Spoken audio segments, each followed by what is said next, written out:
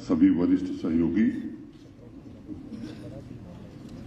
किसान भाइयों, मंच पर विराजमान हमारे मुख्य सचिव डॉक्टर मेहता, मेयर साहब हमारे जम्मू के, और जो एपेक्स कमेटी बनी थी उसके चेयरमैन आदरणीय डॉक्टर मंगला राय जी, आदरणीय डॉक्टर दलवई, आदरणीय डॉक्टर जोशी, हमारे दोनों वाइस चांसलर डुल्लू साहब,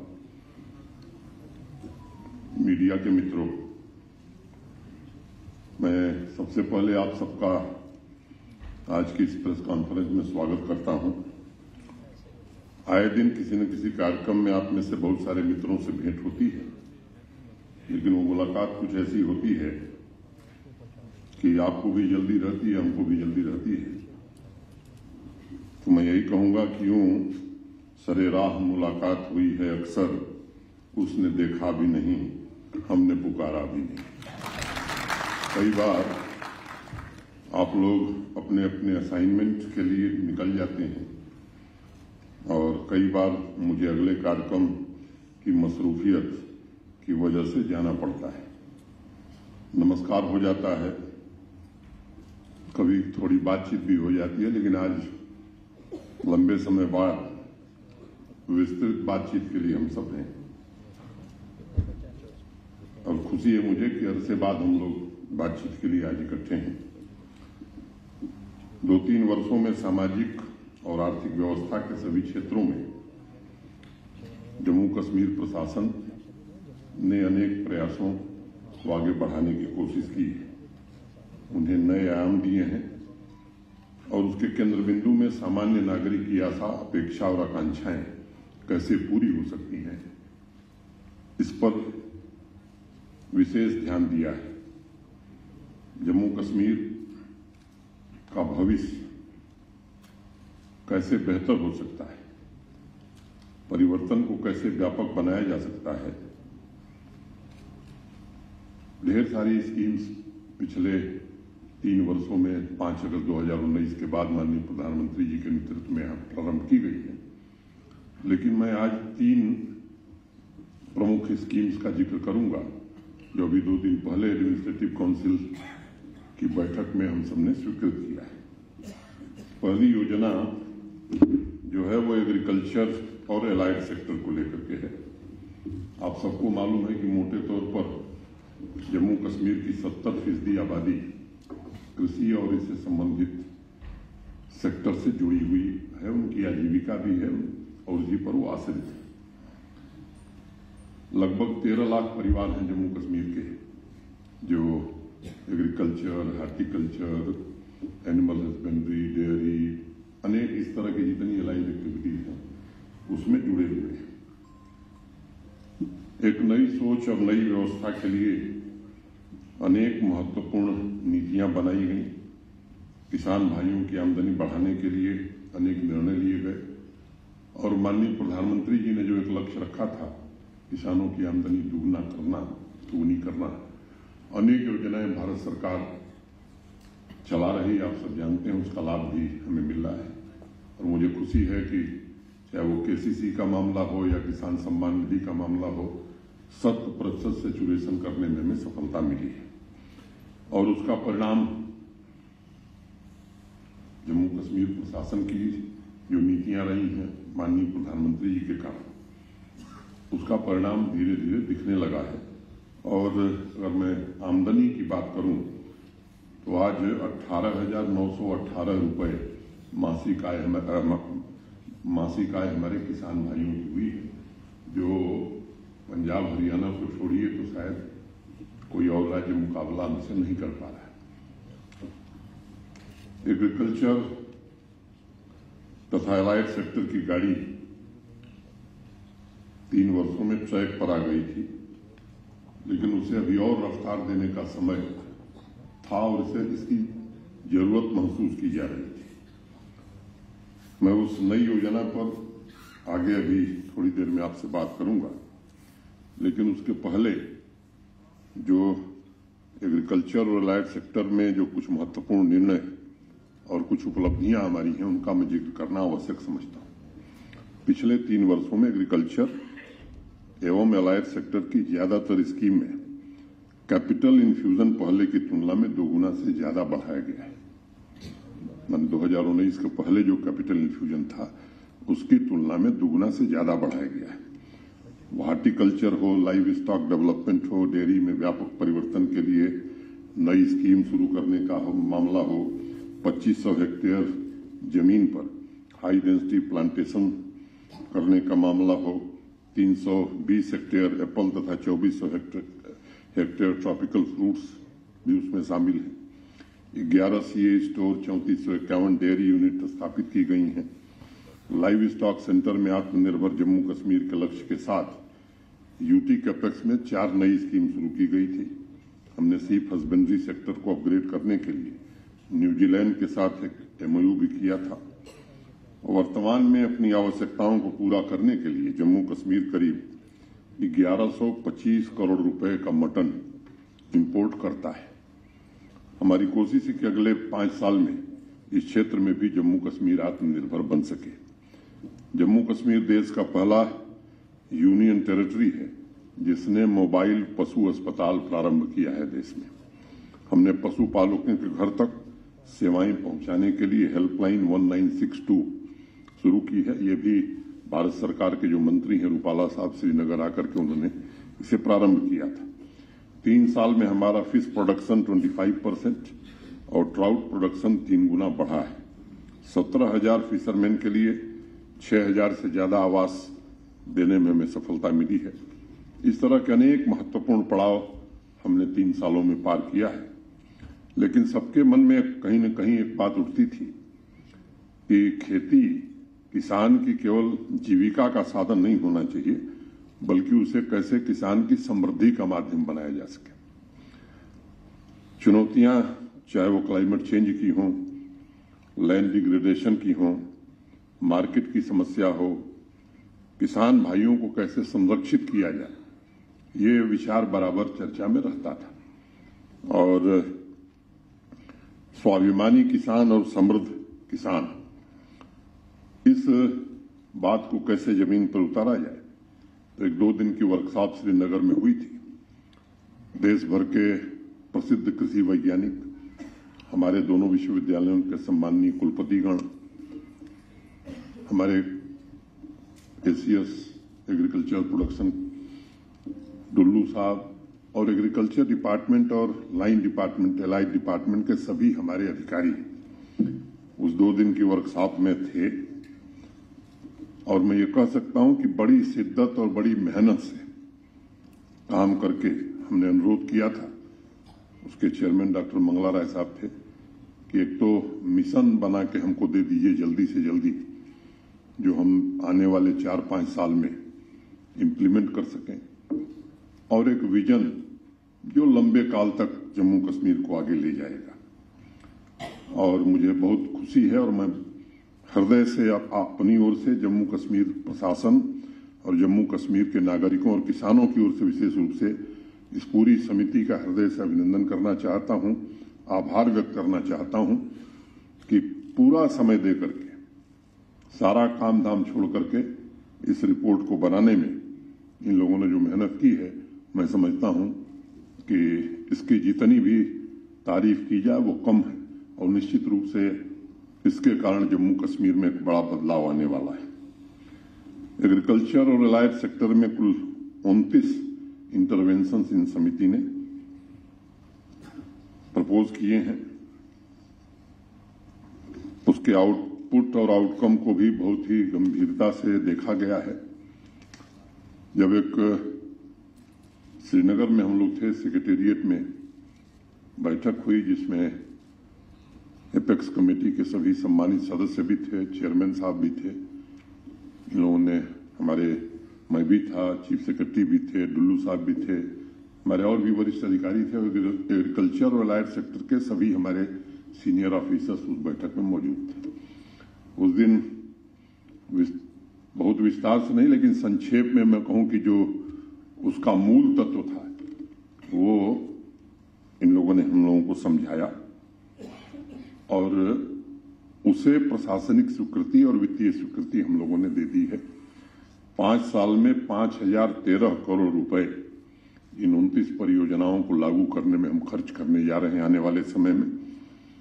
और मुझे विश्वास है कि ये व्यापक योजना जम्मू कश्मीर के एग्री इकोनॉमी को नई डेवलपमेंट ट्रेजेक्टरी पर ले जाएगा, कृषि उत्पादन को दोगुना करेगा, एक्सपोर्ट में भारी वृद्धि होगी तथा इस सेक्टर को सस्टेनेबल और कमर्शियली वायबल बनाने में सफलता मिलेगी। मैं व्यक्तिगत तौर पर इसे जम्मू कश्मीर की विकास यात्रा एवं ग्रामीण समृद्धि में नए युग की शुरुआत मानता हूं। इस प्रेस कॉन्फ्रेंस के बाद एग्रीकल्चर और एलाइड सेक्टर के समग्र विकास से संबंधित ये 29 परियोजनाएं हैं, प्रोजेक्ट हैं, इनका विवरण आपको उपलब्ध करा दिया जाएगा। लेकिन संक्षेप में मुझे लगता है कि ग्रामीण जम्मू कश्मीर को जो नई ताकत और नया विश्वास इसके कारण मिलेगा, इस अभियान से संबंधित कुछ विषयों पर मैं चर्चा करना चाहूंगा।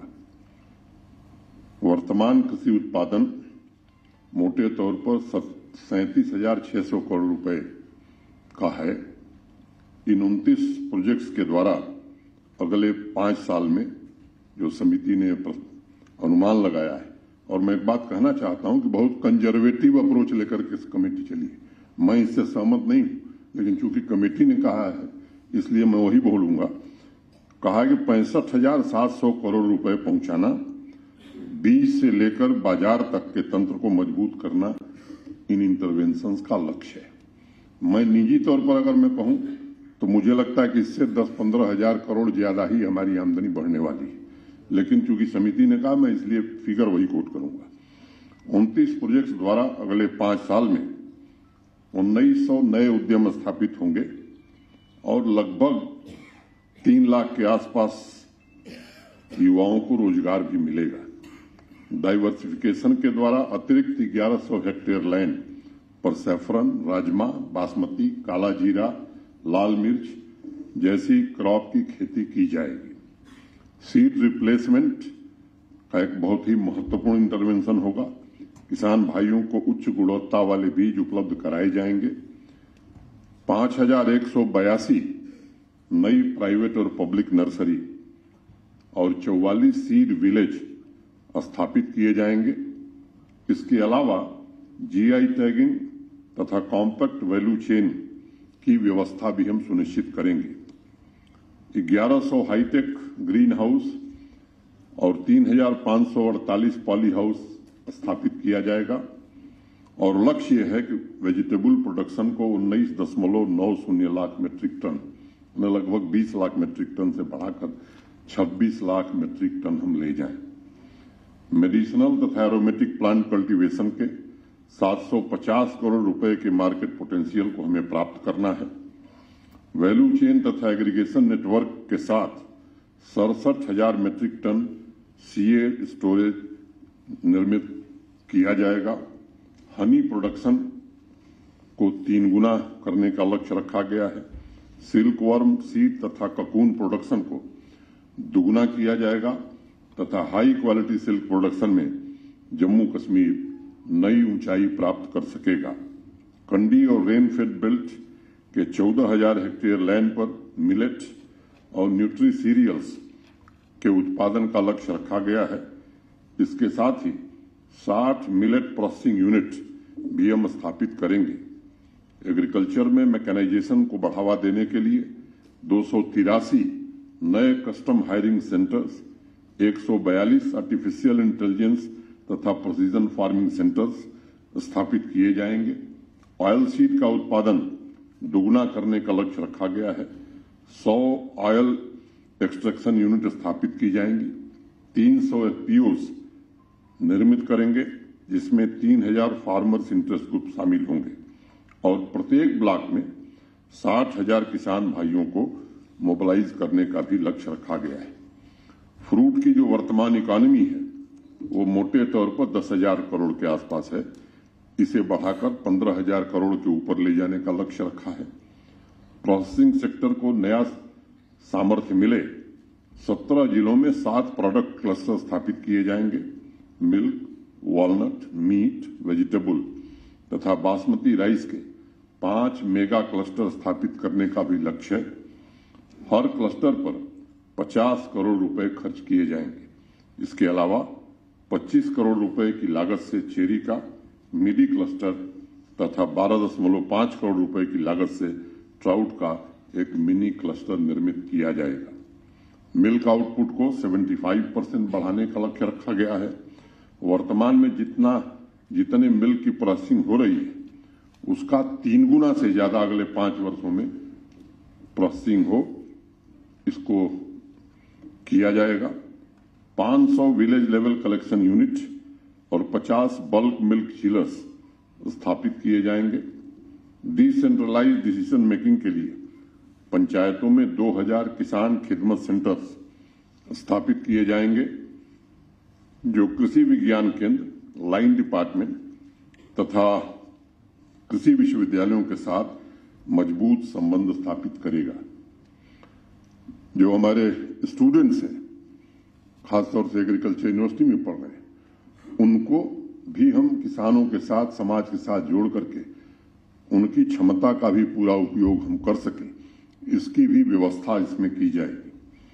आज सबसे बड़ी चुनौती स्मॉल तथा मार्जिनल फार्मर्स को गरीबी के चक्र से मुक्ति दिलाना है। ये सभी 29 प्रोजेक्ट्स जम्मू कश्मीर के लगभग जितने भी मार्जिनल फार्मर्स हैं, एक अनुमान है कि 2.62 लाख मार्जिनल फार्मर हैं, उनके जीवन में एक बड़ा बदलाव लाएगा और 13 लाख किसान परिवारों को आर्थिक सुरक्षा भी प्रदान करेगा, उन्हें आत्मसम्मान भी देगा, उनके आत्मविश्वास एवं उनके स्वाभिमान को नई सामर्थ्य भी देगा। मित्रों, व्यवस्था में बदलाव के साथ साथ सामाजिक जीवन में भी बदलाव आवश्यक है और ऐसे ही 2 और एम्बिशियस कार्यक्रम मैं आपके साथ साझा करना चाहता हूं। एस्पिरेशनल जम्मू कश्मीर का जो प्रतीक बनेगा, गांव और शहरों में सामान्य नागरिकों के लिए अच्छी व्यवस्थाओं के सपनों को पूरा करेगा। पहला निर्णय किया गया है एस्पिरेशनल टाउन डेवलपमेंट प्रोग्राम। ये एडमिनिस्ट्रेटिव काउंसिल ने इसे मंजूरी दी है। पूरे देश में ये अपनी तरह का पहला प्रोग्राम होगा जो जम्मू तथा श्रीनगर दोनों म्युनिसिपल कॉरपोरेशन, 19 म्युनिसिपल काउंसिल्स और 57 म्युनिसिपैलिटीज यानी कुल 78 टाउन्स की रैंकिंग करेगा, उनके डेवलपमेंट बेंचमार्क को तय करेगा और सभी शहरों को सस्टेनेबल और सुंदर बनाने में पथ प्रदर्शक का काम करेगा। ये भी योजना 5 साल के लिए होगी।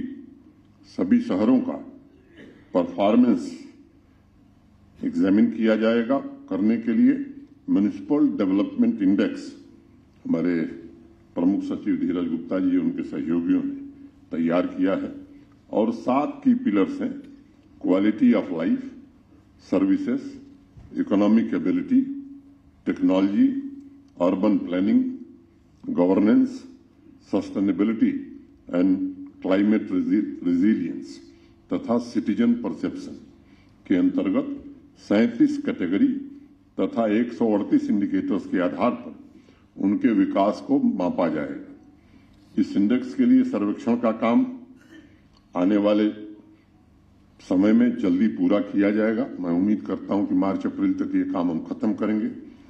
अब इसके आधार पर बेस्ट परफॉर्मिंग शहरों को इनकरेज और इंसेंटिवाइज भी किया जाएगा। इसके लिए अर्बन रिफॉर्म इंसेंटिव फंड की स्थापना की गई है और उसमें 200 करोड़ रुपए एडिशनल फंड एस्पिरेशनल टाउन्स के लिए रखा गया है। इस ग्रांट के लिए कुछ इंडिकेटर्स तय किए गए हैं जिसके आधार पर ही पैसा दिया जाएगा। एस्पिरेशनल टाउन के कार्यान्वयन के प्लानिंग, मॉनिटरिंग तथा डेवलपमेंट डिपार्टमेंट के अंतर्गत प्रोजेक्ट मॉनिटरिंग यूनिट की स्थापित की जाएगी। IT department municipal development index के प्रोग्राम को मॉनिटर करने के लिए डैशबोर्ड स्थापित करेगा। सभी डीसी डिपार्टमेंट के हेड के साथ मिलकर एस्पिरेशनल टाउन डेवलपमेंट प्लान तैयार करेंगे, जिसके द्वारा हम स्पीडी डेवलपमेंट के लिए योजनाओं के कन्वर्जेंस पर विशेष रूप से ध्यान केंद्रित करेंगे। सभी शहरों के लिए अभी पीछे जब माई टाउन माई प्राइड कार्यक्रम चल रहा था तो प्रभारी नियुक्त किए गए हैं। मूल रूप से टाउन के मेंटर के रूप में वर्ष भर वो काम करेंगे।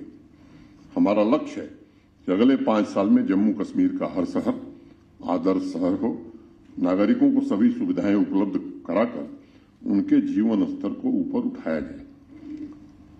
मित्रों, इसी तरह एस्पिरेशनल टाउन की तर्ज पर ही गांवों तथा ग्रामीण नागरिकों की दिशा और दशा बदलने के लिए जम्मू कश्मीर में एस्पिरेशनल पंचायत डेवलपमेंट प्रोग्राम को भी स्वीकृति मिली है। इस एम्बिशियस प्रोग्राम के अंतर्गत पंचायत डेवलपमेंट इंडेक्स के 100 पैरामीटर्स सभी 4291 पंचायतों के परफॉर्मेंस को इवेल्युएट किया जाएगा, एग्जामिन किया जाएगा। उसके आधार पर 285 मोस्ट बैकवर्ड पंचायतों का चयन होगा और ये प्रक्रिया भी आने वाले 3 महीने में पूरा करने की कोशिश की जाएगी। मोस्ट बैकवर्ड पंचायत का चयन करने के लिए 100 पैरामीटर्स 9 सेक्टर्स से लिए जाएंगे। Agriculture and allied activities, health and nutrition, education, rural development, sanitation, individual beneficiary oriented schemes, skill development, basic infrastructure, environment and good governance. इन सभी 285 एस्पिरेशनल पंचायतों का विकास डिस्ट्रिक्ट, यूटी तथा सेंट्रली स्पॉन्सर्ड स्कीम के कन्वर्जन से किया जाएगा। इसके अलावा इन सभी पंचायतों को की इंडिकेटर्स के परफॉर्मेंस को इम्प्रूव करने के लिए 10 लाख रुपए भी दिए जाएंगे, बशर्ते उन्होंने 10 पैरामीटर्स को पूरी तरह से सैचुरेट कर दिया है। ये 10 पैरामीटर्स होंगे: soil health card, land passbooks, Kisan credit card, Shram card issue to eligible labourers, 100% institutional birth, 100% vaccination of children in the age group of 9 to 11 months, 0% out of school children, 100% solid waste collection and treatment, Aadhaar seeding with Manrega cards, issuance of golden cards under PM जय सेहत। संबंधित DC तथा सभी aspirational पंचायतों के लिए इस back to village में हमने नोडल ऑफिसर अपॉइंट किया था, वो अनवरत उस काम को करेंगे। मित्रों, और चुने हुए जो प्रतिनिधि हैं हमारे, चाहे शहरी क्षेत्रों के या ग्रामीण क्षेत्रों के, उनकी भी सक्रिय भागीदारी इन कार्यक्रमों में हो, इसका हर प्रयास किया जाएगा। उनसे भी चर्चा की जाएगी। आज मैं जिन 3 नए योजनाओं की मैंने आपसे चर्चा की है, वह स्वावलंबी जम्मू कश्मीर के महत्वाकांक्षी संकल्प को साकार करने में हमें सफलता देगी, इसका मुझे भरोसा है। इन तीनों कार्यक्रमों को हमने मिशन रूप में लिया है। प्राथमिकता के आधार पर इनका सफल क्रियान्वयन सुनिश्चित करने की कोशिश की जाएगी। पिछले 3 वर्षों में जम्मू कश्मीर का मिजाज बदला है। तमाम ऐसे कदम उठाए गए हैं जिन्होंने सामान्य नागरिक के जीवन की आवश्यकताओं की पूर्ति करने में काफी हद तक सफलता दिलाई है। मैं जानता हूं, जब आवश्यकताओं की पूर्ति होती है तब नई आकांक्षाओं का जन्म होता है। मैं जम्मू कश्मीर के सभी नागरिकों को भरोसा देना चाहता हूं कि आजादी का यह अमृत कालखंड आपकी आकांक्षाओं की पूर्ति का भी कालखंड है। पूरी सामर्थ्य और जिम्मेदारी से उन्हें पूरा करने की दिशा में हर संभव प्रयास किया जाएगा। मैं मीडिया के सभी मित्रों को एडवांस में ही नव वर्ष की हार्दिक शुभकामनाएं, अग्रिम बधाई देता हूं, शुभकामना देता हूं। और मुझे लगता है कि मैंने अपनी बात मोटे तौर पर कह ली है। आप सबको हृदय से धन्यवाद देता हूं और 2 पंक्ति कह के, नहीं निगाह में मंजिल तो जुस्तजू ही सही, नहीं निगाह में मंजिल तो जुस्तजू ही सही, नहीं विशाल मयस्सर हो तो आरजू ही सही, अगर इंतजार कठिन है तो जब तक ये दिल किसी के वादा एक फरदा की गुफ्तगू ही सही। मिली किसी के वादा फर्दा की गुफ्तगू ही सही। धन्यवाद। जय हिंद।